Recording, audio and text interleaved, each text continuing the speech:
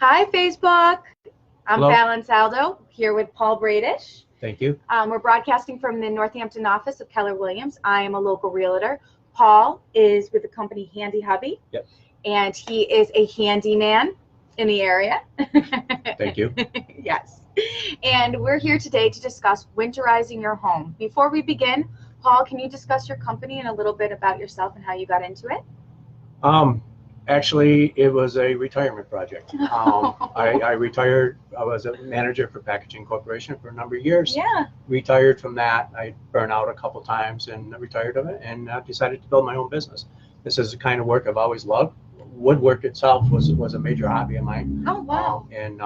So I decided to do this. And the business you've built well. And it came a long ways. It went from a one-man show to 6 guys and myself. And congratulations on that. And Best in the Valley, what year was that? This year. Oh, congratulations. Best in the Valley this year. So everyone take note. We're here. I wanted to discuss for you guys winterization because 'tis the season and this is the man to talk to about it. So, Paul, if we can jump in, what is winterizing?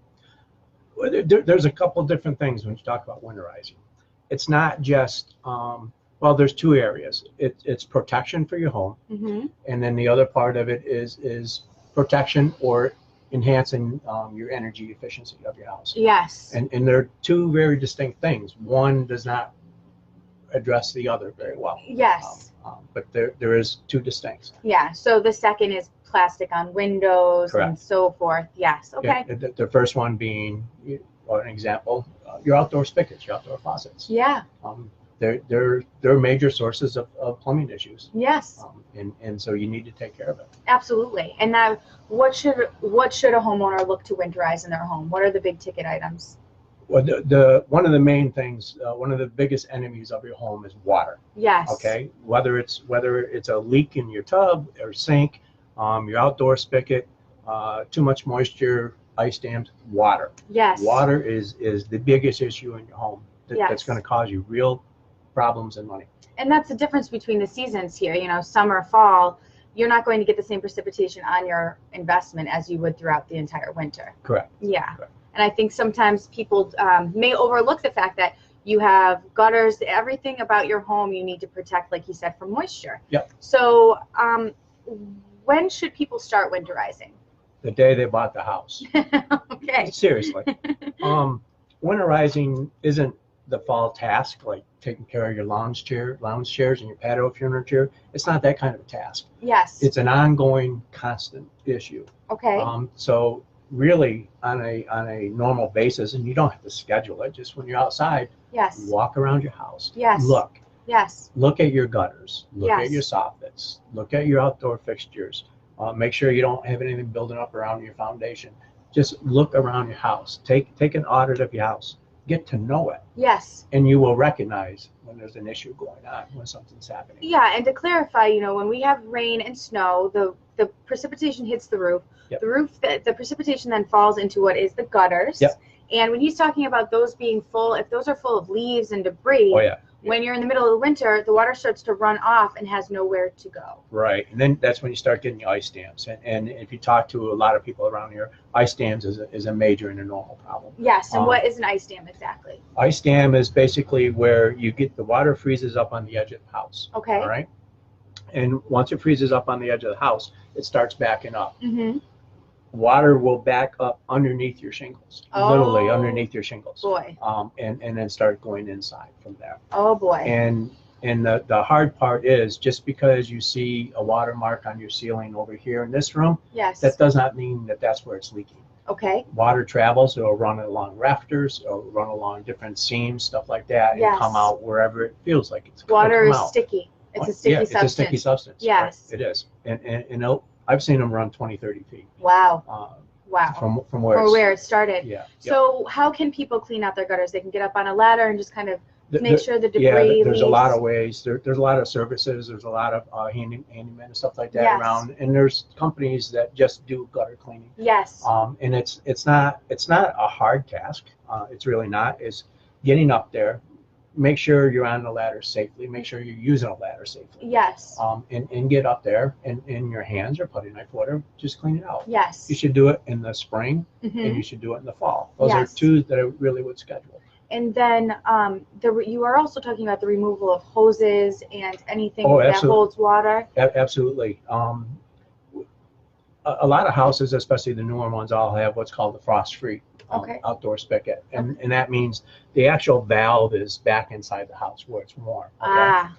But what happens is people think, oh, I got a frost-free, all right, but they leave their hose on there, and the hose maintains the water, and then when that water freezes, it'll rupture the valve inside. Yes, because water expands when it freezes, so the amount of water that's held in the pipe when it's warm is not the same amount of space that it's going to take up when it freezes and expands. Correct. And that's how pipes split. Yep. And it doesn't take a lot. No. It really doesn't take a lot. No. Especially in a lot of the newer homes, the plumbing and stuff is not as thick as it used to be. Yes. So it's a little bit more sensitive to the situation. Yep. So how long would you think it takes to winterize a home? Well, as I said, as far as keeping the water out, let's say. Oh, keeping the water out. When you go to put your lawn furniture away. Yes. All right. Yes. If you took another hour on top of that and walked around, make sure all your hoses are disconnected, and just do that little tour then. Yes. That's perfect time and perfect timing. And it will save you exponentially in the future. Absolutely. You get it out of the way, and you really pay that attention. Yeah, you get those leaks, and it gets inside your frame and on your joists, your sill plates and stuff like that. It's not a $2.98 fix. Okay, Yes. you're thousands. Yes. Quickly. Yes. And the hard part is you don't see it. Mm-hmm. You don't. By the time you see water damage, it's usually too late. That's why it's an ongoing thing. Yes. You to constantly take care of and constantly pay attention to. So people that go out, you spend the money to be in a home, you're in a home, take care of it. Make sure the water stays out, and you can always call professionals like Paul, Correct. Handy Hubby, to come through and double check, and help you to understand maybe in the beginning, and maybe the following year you could do it on your own. Yep. Yeah. And that's not a bad thing. I mean, I really have helped some people just. Can you spend a couple hours with me and just go around the house and show me what you're seeing and show me what you're looking at? Yeah. And a lot of times things jump out at me, and sometimes they don't. Sometimes it's hard to see your own tree through the forest. Yes. So every once in a while to have another person stop in and take a look, it's fine. But it's something that I really believe the homeowner needs to learn. If you want to hire it out all the time, that's your prerogative. Yeah, 100%. Because but it is your investment. Yeah, know your investment. Yes. This is money. I mean, it is money. It 100% is. How much should a homeowner budget if they're thinking about winterizing? As we segue into it, yeah, spending. If you had to spend a couple $100 winterizing it, especially for the protection part of your home, yes, that would be a lot a year. Yeah. It's mostly just tinkering with things. It's mostly just taking care of it. Yes. It's less about, oh, I got to buy new this, new that. Yes. It's more the time. It takes. I have a 2-story house. It takes, I don't know, about 2-3 hours to clean the gutters. Yes. For the year. Okay. Okay. And if you keep up on them, it is really easy. And then there's a lot of tools you can get. You can get pressure washer things for cleaning and stuff like that. Yes. But the other thing is, and especially around here in the Northeast with all the maples we have, yes, you get a terrible amount of flowers in the spring, a lot of seeds and the leaves. If you're putting new gutters on, put gutter guards on it. Yeah. Don't even think. And what is the gutter guard? Please explain. A gutter guard is a cover that goes over the top, and it's porous. Genius. And it's set up, and it's not like a screen. They're actually like little vents. Yes. But because, as we were saying, water is kind of sticky, it will follow around those edges and go right inside the gutter. Beautiful. The leaves and other debris will go right across the top. Now, the other thing to keep in mind, just because you don't have trees close to your house, don't think that you don't have anything in there. Yes. You have asphalt off your roof. You have, every time it rains, every raindrop has a drop of dirt. There's dust in it. Oh, wow. So it collects up over time. Yes. And we have wind in the Northeast. This is true. A lot of wind. Yeah. And so you do have to clean them up. And it's amazing. I have a maple tree near my home that literally just dumped everything in it all. I mean, it's all piled around. I can't even believe how many leaves that we have to remove. Oh, I know. And I can imagine what the gutters look like at this point. Yeah, I have probably about 100, probably a dozen 150-year-old maples around my house. Wow. So it's like leaves. It's insane. Yeah. Do you have what have you seen as the most common mistake that people make when winterizing? The most common is like I said, not taking care of your outside spigots and not cleaning your gutters. Yes. Those are the two of the most common things I see people not taking care of. Yes. And that can cause the most damage. The other one I had mentioned about. Yes, please explain to the audience. This is great. When there's a couple things when you're walking around your house, and I highly suggest it, that you get to know your house. Walk around it. Yes. Do an inspection on it. And you don't have to get in there. You don't have to be a home inspector, but look at that caulk around the window. Yeah. Make sure that that's okay. If it's not okay, anybody can caulk. Yes. Fix it. It doesn't have to look beautiful to do what it needs to do. To seal out the water. Right. And the other mistake that I see people doing, and we have in the United States, we think more is better. Yeah. Always more is better. Yeah. That's not the case. A house has to breathe. Right? Yes. He was saying that people over-insulate their properties in winterizing, thinking we're going to keep all the heating money that we can. We're going to be as efficient as possible. I've literally seen people wrap their house in plastic. Literally wrapped it, the whole house, and they cut out for the doors and taped them up, stuff like that. Oh my Lord. But the house has to breathe. And if it doesn't breathe, it builds up a huge amount of moisture inside the house. Yes. And people don't think of it as like every time you exhale, there's, I forgot the percentage, but there's a percentage of moisture every time. Yes. And if you seal up your house too much, you can have moisture issues, and you can end up having what's referred to as a sick house. Which I had never heard about, #sick house. Before. It is a real thing, and if your house is that well sealed, and a lot of the new houses, super high efficiency houses, are that well sealed. Yes. But they all have to have air handling systems. Yes. Because your house can't breathe on its own, it has to have this system of exchanging the air from inside and out. And what does that air handling system look like? Is it like a freestanding unit that you keep on the floor? Is it like a dehumidifier? What would you say? No, it is built in. It is imagine like a small furnace for your house, and there's vents that run all through the house to exchange the air. Yes. It's a major installment. It's nothing. You can't go to Home Depot and buy it for $2.99. Oh no. It doesn't work like that. Yeah. It is a system set up in your house. So it's almost like a central bath. Yes, it is. Yeah, okay. That's really what it's like. And interesting. And it does an exchange of the air. And there's a formula for it, and you can find out what that is. But if your house is that high efficient, if you seal it up that much, that's an absolute must. Yes. You cannot go without it. Yes, because you'll have, you were saying earlier, the possibility of mold can be in the air. Yep. You know, anything that you're, like you said, excelling. Yep.